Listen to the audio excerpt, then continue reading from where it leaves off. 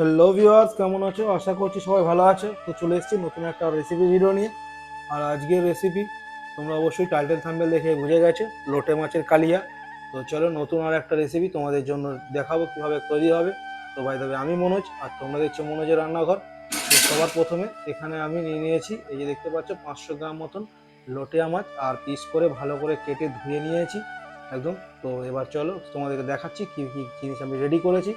এখানে নিয়ে নিয়েছি পেঁয়াজ দুটো আর একটা টমেটো কেটে নিয়েছি। আর এখানে একটা বাটির মধ্যে 2 চামচ আদা রসুনের পেস্ট, এই যে দেখতে পাচ্ছ। এর মধ্যেই আমি দিয়ে দেবো এবার 1/2 চামচ হলুদ গুঁড়ো, 1/2 চামচ লঙ্কার গুঁড়ো, 1/2 চামচ ধনে গুঁড়ো, 1/2 চামচ জিরে গুঁড়ো। এবার সবগুলোকে অল্প সামান্য জল দিয়ে একটা মিক্সড পেস্ট বানিয়ে নেবো। তো এই যে দেখতে পাচ্ছ আমি একটা সুন্দর পেস্ট এখানে রেডি করে নিয়েছি। তো এইভাবে সবাই সুন্দর করে রেডি করে নেবে। দেখে নাও কত সুন্দর, একদম পুরো পারফেক্ট। এবার আমি এখানে কড়াই বসিয়ে দিয়েছি, দেখতে পাচ্ছ গ্যাসের ওভেনে। এবার ওভেনে গ্যাস বসিয়ে দেওয়ার পর তেলও দিয়ে দিলাম অল্প সামান্য পরিমাণে, যে দেখতেই পাচ্ছ পরিমাণ মতন তেল দিয়ে দিয়েছি। এবার এই তেলটা একটু ভালো করে নেড়ে চেড়ে গরম করতে দেবো।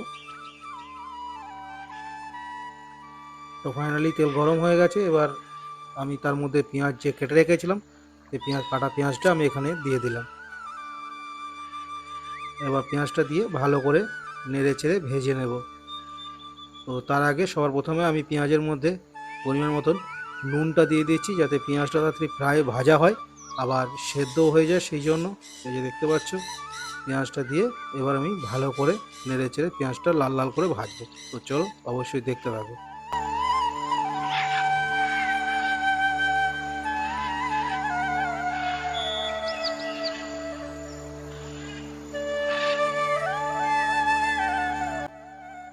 তো আমার এখানে ভাজা কমপ্লিট হয়ে গেছে, দেখতে পাচ্ছ পেঁয়াজটা।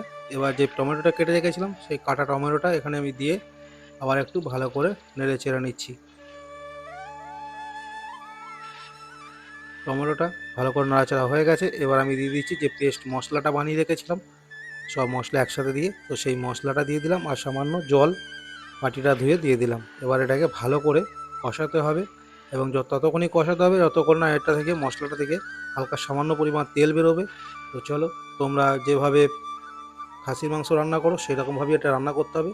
আর আমি এখানে রঙের জন্য দিয়ে দিলাম সামান্য পরিমাণ কাশ্মীরি লঙ্কার গুঁড়ো। এবার এটাকে ততক্ষণই কষবো যতক্ষণ না এটা তেল ছাড়ছে।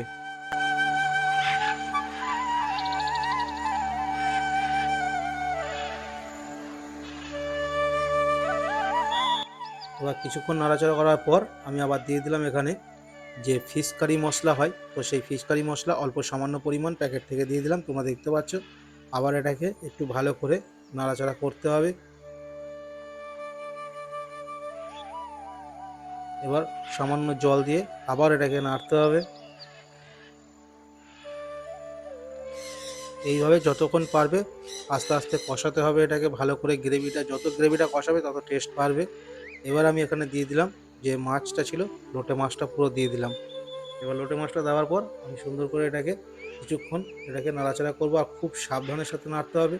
একটু বেশি জোর নাড়াচাড়া করলে মাছগুলো সব ভেঙে যাবে। তো সেই জন্য খুব একদম সাবধানে নাড়াচাড়া করতে হবে।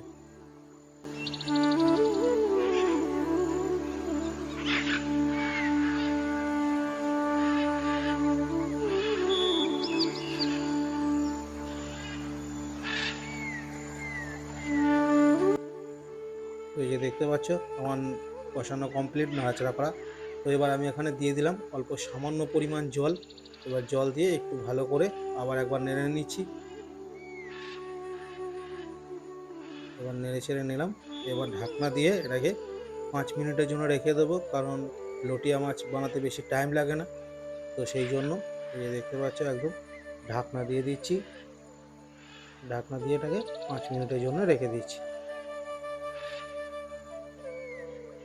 তো ফাইনালি 5 মিনিট হয়ে গেছে, এই যে দেখতে পাচ্ছ কত সুন্দর। আর এখন বেশি নাড়াচাড়া করা যাবে না, বেশি নাড়তে গেলেই ভেঙে যাবে। দেখবি তোমাদেরকে দেখাচ্ছি, দেখো এই দেখো দেখো পুরো তলা সমেত হয়ে গেছে। তো এবার আমি এর মধ্যে সামান্য পরিমাণ গরম মশলা দিয়ে দেবো, আর গ্যাসের ফ্লেমটা বন্ধ করে দেবো। আর এই যে দেখতে পাচ্ছ একদমই সামান্য জাস্ট একটুখানি গরম মশলা দিয়ে দিলাম সেন্টের জন্য। তো এখানে আমার মাছটা রান্না করা কমপ্লিট হয়ে গেছে, লোটে মাছের কালিয়া। তোমাদের ভিডিওটা কেমন লাগলো অবশ্যই জানাবে। যদি ভালো লাগে তাহলে চ্যানেলে নতুন হলে চ্যানেলটা সাবস্ক্রাইব করে পাশে থেকো, আর ভিডিওতে একটা লাইক দিও। কমেন্টে অবশ্যই জানাবে ভিডিওটা কোথা থেকে দেখছো আর কেমন লাগলো। তো চলো, দেখা হচ্ছে নেক্সট কোনো ভালো রেসিপি ভিডিও নিয়ে। ততক্ষণের জন্য সবাই ভালো থেকো, সুস্থ থেকো, টাটা।